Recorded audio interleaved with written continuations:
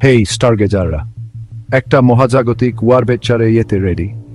চলো আকাশের অসাধারণ জিনিসগুলো এক্সপ্লোর করি। প্রথমেই চাঁদ, আমাদের একমাত্র প্রাকৃতিক উপগ্রহ, যেটা রাতের আকাশ আলোকিত করে আর তার অবিকর্ষ বল দিয়ে জোয়ার ভাটা সৃষ্টি করে।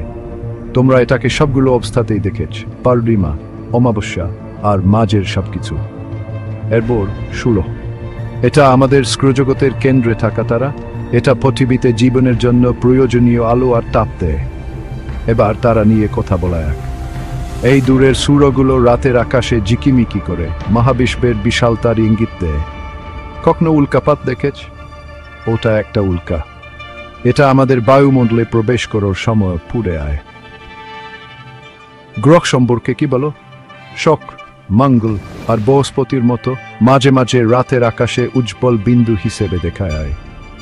আর ধূমকেতু, এই বরফের ভ্রমণকারীরা সূর্যের কাছে আসার সাথে সাথে সুন্দর লেজ তৈরি করে। বন্ধুনু, এগুলো সূর্যের আলো বৃষ্টির ফোঁটার মতো দিয়ে প্রতিসরিত হয়, তৈরি হয়, আকাশকে রঙে রাঙায়। মেঘ, আকাশে ভাসমান তুলোর মতো, এরা বৃষ্টি, বজ্রপাত আর তুষারপাত বয়ে আনে। মানুষের তৈরি অসাধারণ জিনিস, এমন পৃথিবীকে প্রদক্ষিণকারী উপগ্রহ যুগায়ুগ আর আবহাওয়ার পূর্বাভাসে সহায়তা করে। বিমান আর ড্রোন আমাদের আকাশে উড়ে বেড়ায়। নীহারিকা, মহাজাগতিক নার্সারি, এখানে তারার জন্ম হয়।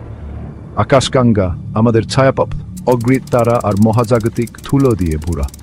আর শেষে খুশককবর, এই মহাকর্ষীয় দন্ত্যুজ আলোকেও আটকে রাখতে পারে।